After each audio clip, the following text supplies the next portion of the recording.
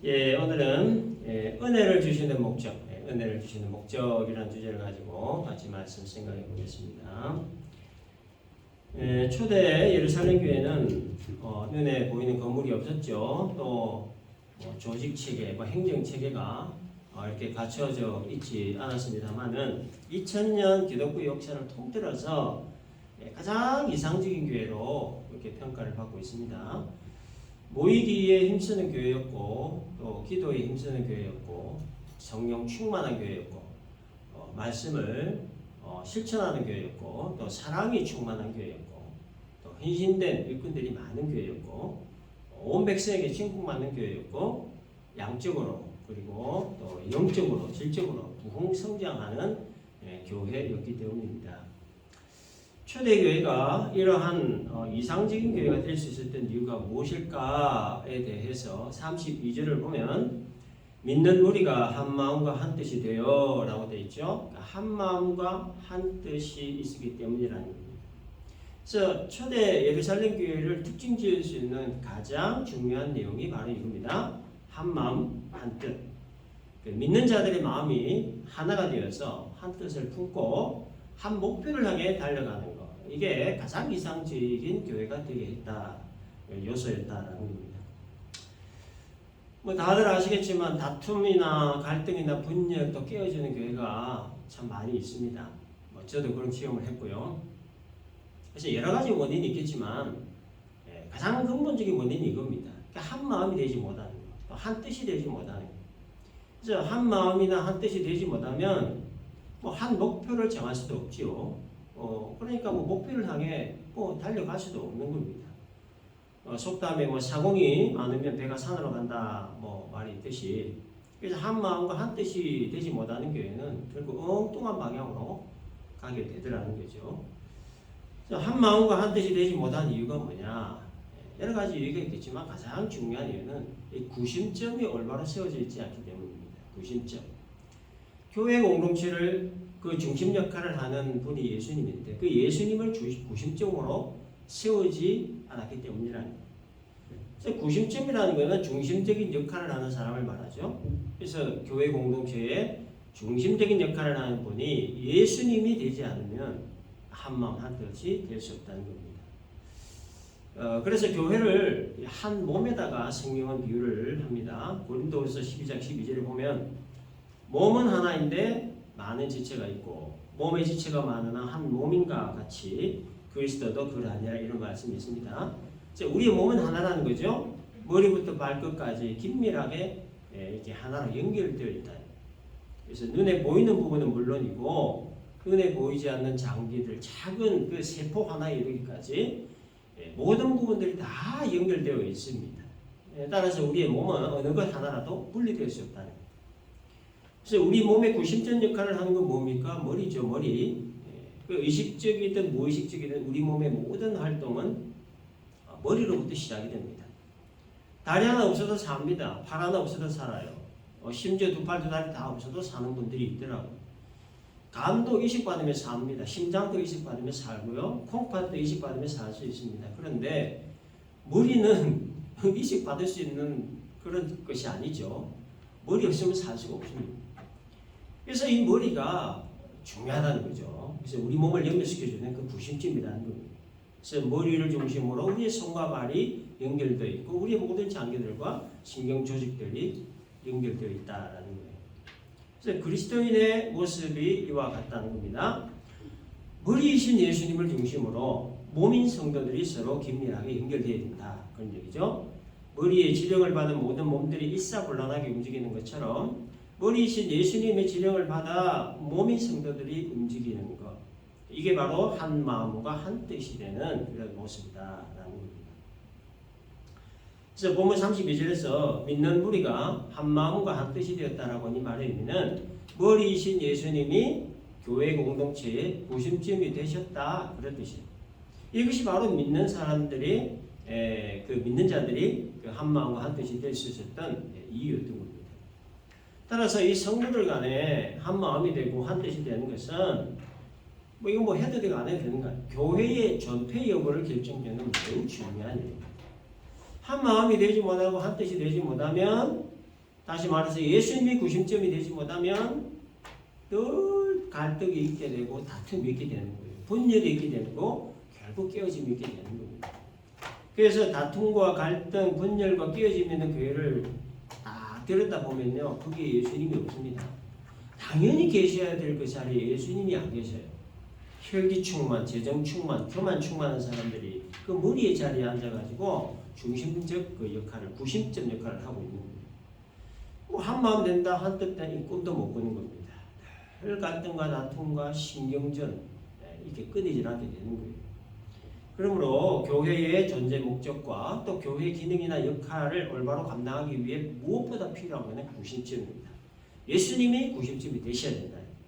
예수님이 구심점이 되셔야만 비로소 온 성도들이 한 마음 한 뜻을 품을 수가 있고 또 한 목표를 결정할 수 있고 또 한 목표를 향해 달려갈 수 있게 되는 겁니다.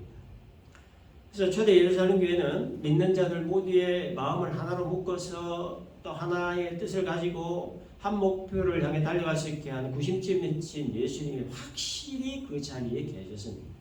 그래서 그 구심점이신 예수님을 중심으로 한 목표를 향해 갈 수 있었던 겁니다. 이것이 초대 예루살렘 교회를 특징짓는 가장 중요한 모습이었던 겁니다. 한 마음과 한 뜻이 되어서 이들이 했던 일이 뭐냐에 대해 32절을 보면 믿는 무리가 한 마음과 한 뜻이 되어 모든 물건을 서로 통용하고 자기 재물을 조금이라도 자기 것이라 하는 이가 하나도 없더라 이렇게 기록되어 있죠. 초대교회 성도들의 한 마음과 한 뜻이 되어 했던 일은 모든 물건을 서로 통용하는 일이었다는 거예요. 이건 뭘 얘기하는 거냐면 물질 간의 변화를 얘기하는 겁니다. 성령 받고 한 마음 한 뜻으로 행했던 첫 번째 일이 바로 물질 간의 변화였다는 거예요. 이건 뭐냐면 재물에 대한 가치관이 변했다는 겁니다. 재물을 소유하는 것에서 나누는 것으로 그 의식이 변화됐다는 거죠. 이제 공동체의 필요를 위해서라면 하나님 나라를 위해서라면 자신의 소유를 기꺼이 내놓을 수 있는 의식의 전환이 일어났다는 뜻입니다. 물질에 대한 가치관의 변화가 일어날 수 있었던 것은 재물의 주인이 따로 있다는 것을 깨달았기 때문입니다. 자기가 소유한 물질은 물론이고 자신의 생명까지 그 주인이 따로 있다라고 하는 것에 대한 깨달음, 그 주인이 바로 하나님이라는 것에 대한 깨달음으로 말미암아 이와 같은 물질 간의 가치관의 변화가 일어날 수 있었던 겁니다. 내 손에 있기 때문에 이것이 내 것이 아니라 내 손에 있는 것이라 할지라도 이것이 하나님으로부터 왔다는 생각, 나의 소유물은 전부 다 하나님 것이라는 생각, 이러한 의식의 전환이 일어났던 거죠. 그래서 32절에서 자기 재물을 조금이라도 자기 것이라는 이가 하나도 없다 이렇게 했던 겁니다. 이와 같은 의식의 전환이 일어날 수 있었던 이유가 바로 하나님은 누구이시고 또 하나님 앞에 서나는 누구인가를 분명하게 깨달았기 때문입니다. 그 하나님과 나와의 그 관계가 올바로 정립이 될 때 이와 같은 의식의 전환이 일어날 수 있다는 거예요. 여러분, 하나님은 누구십니까? 창조주시죠. 나는 누굽니까? 피조물입니다. 하나님은 창조주이시고 나는 피조물이라고 하는 이 하나님과 나와의 관계 정립만 분명하게 되면 세상을 어떤 가치관으로 살아가야 하는가에 대한 분명한 개념을 잡을 수 있게 돼요. 가치관은 참 중요하죠. 인생의 가치관이 무엇인가에 따라서 그 인생의 내용이 달라지고 또 그 방향도 달라지기 때문입니다. 인생의 가치관을 돈에 두게 되면 돈을 위한 인생을 살게 되죠. 인생의 가치관을 권력에 두면 권력을 위한 인생을 살게 되죠. 또 인생의 가치관을 하나님께 두면 하나님을 위한 인생을 살게 되는 겁니다. 그래서 무엇의 가치관을 두고 사느냐에 따라서 그 인생의 내용과 방향이 달라지게 되고 또 인생의 목적이나 목표 또한 달라지게 되는 거예요. 그래서 그리스도인의 공통적인 가치관이 뭡니까? 하나님 나라죠. 하나님 나라라고 하는 것에 대한 가치관이 우리 그리스도인의 공통의 가치관입니다. 이 땅에 하나님 나라가 세워지고 하나님 나라가 전파되고 하나님 나라가 확장되는 것, 이것에 대한 가치관이 그리스도인의 공통의 가치관이다. 그래서 그리스도인은 이러한 가치관을 가지고 살아야 된다는 거죠. 그래서 초대교회 성도들이 한 마음과 한 뜻이 되어서 물건을 서로 동용하고 자기 재물을 조금이라도 자기 것이라 하는 이가 하나도 없을 수 있었던 이유가 바로 이것입니다. 하나님 나라가 이 땅에 세워지고 하나님 나라가 전파되고 하나님 나라가 확장되는 것으로 가치관이 바뀌었기 때문입니다. 성령 받기 전에는 세상적 행복과 안락을 인생 최고의 가치관으로 여기며 살았던 이 성도들이 성령 받은 후에 인생 최고의 가치관을 하나님 나라에 두는 것으로 바뀌었다는 거예요. 그래서 하나님 나라를 위한 자신의 소유를 기쁜 마음으로 내어놓을 수 있었던 겁니다. 가치관의 변화가 없으면 할 수 없는 일이죠. 그래서 예루살렘과 온 유대와 사마리아와 땅끝까지 복음 전했던 성도들, 또 지금 역시도 복음 전하고 있는 많은 성도들, 선교사님들, 앞으로 또 복음을 전할 성도들의 공통점이 바로 이것입니다. 가치관이 변화된 사람들. 바울이 그러했고, 베드로가 그러했고, 12사도가 그러했고, 마가의 다락방에서는 120여 명의 성도들이 그러했고, 또한 복음을 접한 수많은 사람들이 그러했습니다.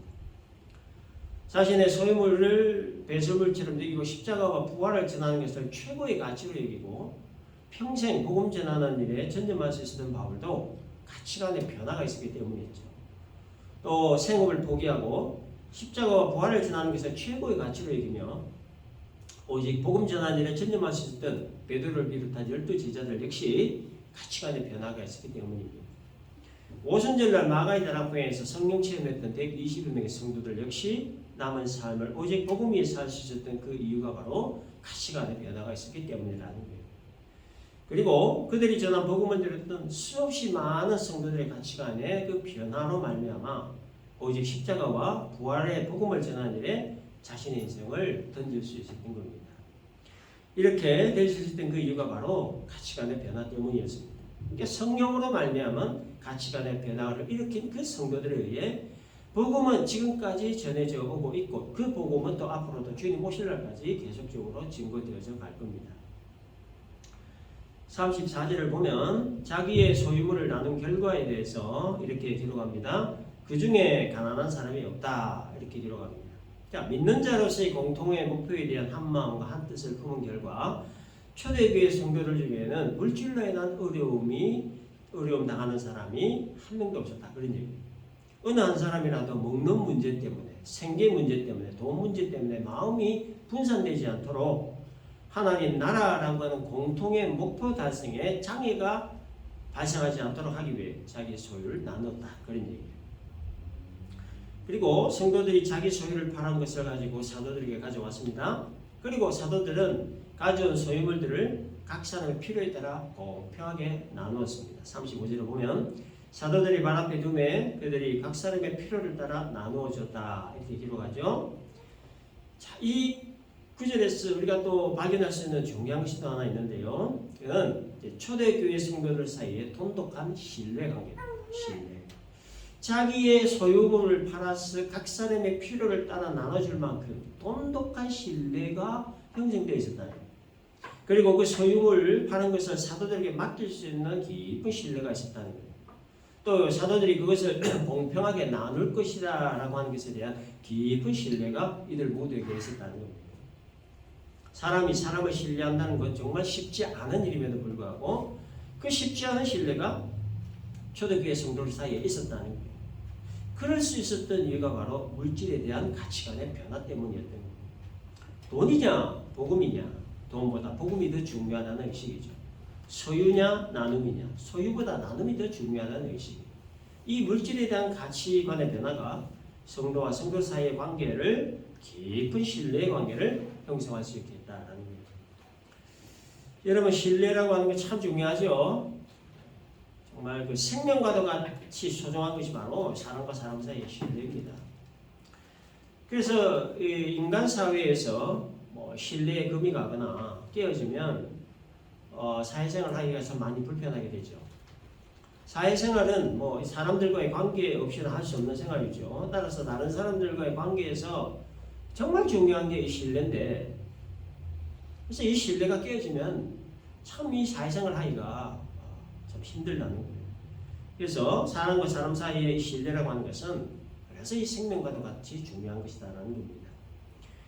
그 신뢰를 깨뜨리는 요인 크게 두 가지가 있어요. 하나는 말이고 하나는 돈입니다. 말에 대한 신뢰, 이 돈에 대한 신뢰가 깨지면 참 이 회복하기가 쉽지가 않습니다. 그래서 자기가 한 말에 책임을 다하지 않으면 신뢰의 금이 가죠. 적어도 책임을 지기 위한 노력이라도 하지 않으면 신뢰가 깨집니다. 하겠다 하고서 안 한다든지, 안 하겠다 하고서는 한다든지, 했는데 안 했다고 하든지, 안 했는데 했다고 하든지, 아무튼 우리 한 입에 두 말 하면 그때부터 그 말에 대한 신뢰가 떨어지기 시작을 하고, 그것이 지속되면 그 사람 자체가 신뢰가 없어져 버리게 되는 겁니다. 그렇기 때문에 자기가 한 말에 대해 책임을 지려고 하는 자세가 정말 중요하죠. 자신의 입지를 위해 상황에 따라 번복하는 말이라든지 지키지도 못할 말들을 함부로 해서는 안 된다는 겁니다. 그러니까 손해를 내가 보더라도 자기가 한 말에 대해 끝까지 책임지려고 하는 자세가 우리 그리스도에게 있어야 된다는 거예요. 말에 대한 신뢰 참 중요한 부분입니다. 그리고 이 돈에 대해서도 이거 두말하면 참 입이 아플 정도로 참 중요한 거죠. 클리어하지 않으면 역시 신뢰가 깨집니다. 정말 이 돈 문제는 깨끗해야 되죠. 먼저는 돈을 빌릴 상황이 되지 않도록 하는 게 참 중요하고, 돈을 빌렸다면 반드시 갚으려는 노력이 필요합니다. 그렇죠? 빌려간 사람은 그걸 잊어버릴 수 있겠지만 빌려준 사람은 그 사람 얼굴 볼 때마다 생각나는 부분입니다. 그렇죠? 제가 한 34년 전쯤에 제가 다니던 교회 청년부 회장이 저한테 좀 이따 줄 테니까 5천만 빌려달라고 그래요. 빌려줬는데 아직도 안 갚고 왔습니다. 빌려간 걸 잊어버렸죠. 근데 나는 그때 당시 그분 얼굴을 볼 때마다 내 돈 5천원, 내 돈 5천원 이렇게 되더라고요. 돈 5천원 때문에 그분은 저한테 5천원 안 갚은 사람으로 인식되고 그러고 말았어요. 지금 아주 좋은 관계 맺고 있습니다. 그냥 예를 든 거죠. 그래서 아주 작은 것 하나 때문에 신뢰에 금이 갈 수 있다는 거예요. 그래서 교회 내 성도들 간에는 돈거래하지 않는 것이 가장 좋은 겁니다. 신뢰는 돈과 비교할 수 없을 정도로 중요하고 굉장히 소중한 것 때문이에요. 그래서 말이라든지 돈이라든지 아무튼 이것은 언제든지 신뢰를 깨뜨릴 가능성이 있는 요소이기 때문에 우리가 항상 조심해야 합니다. 그 다음에 초대교회 성도들 사이에 물질에 대한 가치관의 변화로 인해 깊은 신뢰관계가 형성된 것, 이것 외에 또 다른 거 하나가 더 중요한 게 있는데요. 그거는 이제 그 공통의 그 목표입니다. 공통의 목표. 아까도 잠깐 언급했지만 이 공통의 목표라고 하는 것은 예수께서 승천하시면서 남기셨던 지상 명령이죠. 예루살렘과 유대와 사마리아와 땅끝까지 복음 전하는 적인데라 라고 하는 것에 대한 것이었습니다. 이 목표가 이들의 마음과 뜻을 하나 되게 했다는 거예요. 그래서 목표가 같기 때문에 생각하는 것이라든지 바라보는 것이라든지 같은 겁니다. 동질의식을 느끼게 되는 거고 지체의식을 느끼게 되는 거죠.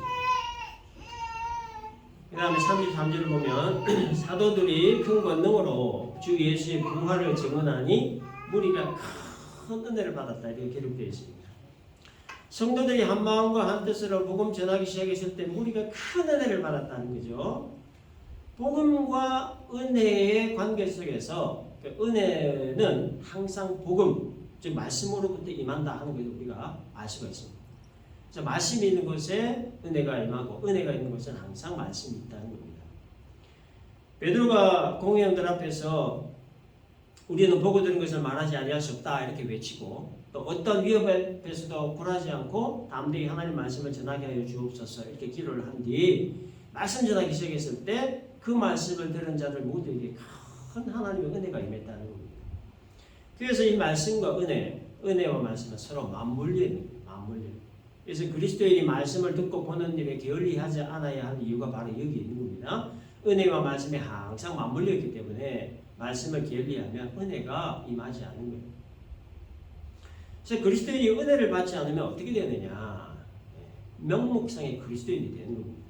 명목상의 그리스도인이라고 하는 말의 의미는 무늬만, 껍데기만 그리스도인이란 말이고, 무늬만 그리스도인이라고 하는 것은 종교적 행위만을 하는 사람을 의미합니다. 결론적으로 그리스도인이 은혜를 받지 않으면 현대판 바리새인이 되는 거예요. 바리새인들이 주로 했던 일이 뭡니까? 율법의 잣대로 다른 사람을 비판하고 정죄하고 배척하는 일이었어요. 그 은혜 받지 않은 현대판 바리새인들의 하는 일 역시 같은 일입니다. 그러므로 명목상 그리스도인이 아닌, 무늬만 그리스도인이 아닌, 현대판 바리새인이 아닌 진짜 그리스도인이 되기 위해 무엇보다 중요한 것은 은혜를 받는 일입니다. 그것도 한 번 받고 마는 게 아니고 한 번 큰 은혜 받은 거 가지고 1년 2년 울고 먹는 거 아니고 매일매일 새로운 은혜를 우리가 받아야 되는 거예요. 매일매일의 은혜를 위해서 우리는 그래서 말씀을 듣고 보는 일에 부지런해야 된다는 겁니다. 33절에서 사도들이 예수의 부활을 증언했을 때 무리가 큰 은혜를 받았다라고 했는데 예수의 부활을 증언했다 이 말은요. 유대교를 뒤집어 엎는 말이었습니다. 유대교법에 의해 십자가 처형을 받은 예수가 다시 살아났다라고 하는 이것은 유대교 자체를 뒤흔들어 보려는 굉장히 무서운 말이었습니다. 그래서 유대인들은 예수의 부활에 대한 그 말씀을 전하지 못하도록 수단 방법을 가리지 않았던 거예요. 붙잡아서 능욕하고 감옥에 집어넣고 때리고 스데반은 돌로 쳐 죽이고 아무튼 유대인들은 예수가 다시 살아났다라는 소리를 하지 못하도록 하기 위해 수단 방법 가리지 않았던 거예요. 왜냐? 예수가 다시 살아났다라고 하는 것은 예수가 메시아가 맞다는 말이에요. 그렇다면 유대인들은 메시아 예수를 배치겠다, 메시아를 죽였다는 말이기 때문에 그러면 이거는 명백한 큰 실수이죠. 용서받기 힘든 큰 죄악이기 때문에 그래서 유대인은 예수의 부활을 끝까지 부인하고 부활 소식을 전한 자들의 입을 틀어막을 수밖에 없었던 거예요. 자신들의 그 실수를 인정하기 싫었던 것이고 자신들의 그 죄악을 받아들이기 싫었기 때문이에요. 그런데 그 부활에 관한 말씀 들은 사람들은 모두 다 큰 은혜를 받았습니다. 부활에 관한 말씀이 한쪽은 두렵고 듣기 싫은 말, 한쪽은 은혜의 말씀으로 들렸던 겁니다. 큰 은혜를 받았다라고 하는 말은요, 그 말씀에 대한 진리에 대한 깨달음을 얻었다 그런 뜻이에요. 예수가 메시아이심을 깨달았다는 말이고, 예수가 성자 하나님이시라는 것을 깨달았다는 말이고, 예수가 길이요 진리요 생명이라는 것을 깨달았다는 말이고, 예수만이 오직 구원의 길임을 깨달았다라는 얘기예요. 그래서 말씀을 들었을 때 성도들이 이와 같은 큰 은혜를 받았던 겁니다. 그래서 하나님이 자기 백성들에게 말씀을 통해서 은혜를 주시는데 몇 가지 목적이 있습니다. 한 7가지만 제가 간추려 봤는데요. 첫째는 하나님의 사랑을 깨닫게 하시기 위해서입니다. 하나님이 자기 백성들을 얼마나 사랑하시는지를 깨닫게 하시기 위해서 은혜를 주시는 겁니다. 자기 백성들 구원을 위해 이 땅에 독생자 예수를 보내시고 십자가 달려 피 흘려 죽게까지 하셨던 그 깊고도 넓은 하나님의 사랑, 그 사랑을 깨닫도록 하시기 위해서 은혜 주시는 겁니다. 하나님의 은혜가 아니고서는 죽었다 깨어나도 하나님 사랑을 느끼지 못하고 깨닫지 못합니다. 지식적으로 이론적으로 머리로 어느 정도 조금은 알 수 있겠지만 하나님의 순결하고 진실한 사랑, 깊고 넓은 사랑을 가슴으로 깨닫지를 못하는 거예요. 그래서 은혜 받은 사람의 특징 중 가장 큰 게 뭐냐? 하나님의 사랑을 깨닫는 겁니다. 성경을 읽으면서 그 속에 담긴 하나님의 사랑을 발견하는 거죠. 또 말씀을 들으면서 나를 향한 하나님의 깊고도 넓은 사랑을 깨닫고 감격하는 겁니다. 이 깊고도 넓은 하나님의 사랑을 깨닫게 하시기 위해 하나님은 자기 백성들에게 말씀을 통하여 은혜를 주시는 겁니다. 은혜 주시는 두 번째 목적은요, 자신의 죄를 깨닫고 겸손케 하시기 위함입니다. 내가 얼마나 큰 죄인인지, 얼마나 악한 죄인인지, 얼마나 흉악한 죄인인지 은혜를 시험하지 못하면 도무지 알 길이 없습니다. 스스로의 힘과 노력으로 해결할 수 없는 것이 바로 이 죄 문제라는 걸 도무지 깨닫지는 못하는 거예요. 그래서 하나님이 은혜를 주시는 겁니다. 자신이 얼마나 악하고 큰 죄인인가 하는 걸 깨닫고 스스로의 힘과 노력으로는 그 죄의 문제를 해결할 수 없음을 깨닫고, 그래서 그 죄를 해결하실 분은 오직 하나님 한 분뿐임을 깨닫고, 그 죄의 문제를 해결하기 위해 예수께서 십자가 지셨다는 것을 깨닫고, 오직 예수의 피만이 악한 죄를 씻음받을 수 있다는 것을 깨닫고, 그 죄의 문제를 하나님께 가지고 가야 한다는 것을 깨닫고 하나님 앞에 겸손하게 나오도록 하시기 위해 은혜를 내려주시는 겁니다. 은혜 주시는 세 번째 목적은 구원의 가치를 깨닫게 하시기 위함입니다. 예수 믿음으로 구원받는다라고 하는 것, 예수 믿음으로 천국과 영생의 소유자가 된다고 하는 것, 창조주 하나님이 내 아버지가 된다는 것, 이게 얼마나 소중하고 얼마나 가치 있는 것인가. 천하를 다 준다 해도 얻을 수 없고 세상 그 무엇으로도 얻을 수 없는 구원, 그 구원의 가치가 얼마나 위대한 가치인가를 깨닫게 하시기 위해서 은혜를 내려주시는 겁니다. 네 번째 목적은요, 자신의 한계를 깨닫게 하시고 하나님만을 의지하도록 하시기 위해서입니다. 자신이 얼마나 무능하고 무지한 존재인지, 얼마나 한계적 존재인가를 깨닫게 하심으로 전지전능하시고 무소부세하신 하나님, 인간의 생사화복을 주관하신 하나님을 의지하도록 하시기 위해서 은혜를 주시는 거예요. 은혜 주시는 다섯 번째 목적은 성품을 변화시키셔서 하나님 형상으로 회복하시기 위함입니다. 예수 믿어 구원받은 하나님의 백성이 되었음에도 불구하고 여전히 남아있는 죄악의 본성들, 옛 자아들, 악한 성품들을 변화시키셔서 올바른 신앙 인격의 소유자, 하나님 형상으로 회복하시기 위해서 은혜를 주시는 겁니다. 여섯 번째 목적은 하나님 나라에 대한 소망을 두고 살아가도록 하시기 위해서입니다. 이 세상은 잠시 머물러가는 곳이죠. 우리 인생은 나가는 인생이라고요. 인생은 아침에 잠깐 나타났다 사라지는 안개와 같은 것이므로 이 세상은 마음 두고 살 곳이 아니다 하는 걸 깨닫게 하시고 영원한 하나님 나라의 마음을 두고 살아가도록 하시기 위해 은혜를 주시는 겁니다. 마지막 일곱 번째 은혜 주시는 목적은요, 예수의 증인된 삶을 살도록 하시기 위해서입니다. 일상의 삶을 통해서 또 우리가 관계 맺고 있는 사람들과의 관계 속에서 예수를 믿는 자로서 그리스도인으로서의 증인된 삶을 살도록 하시기 위해 하나님은 우리들에게 말씀을 통해 은혜를 주시는 거예요.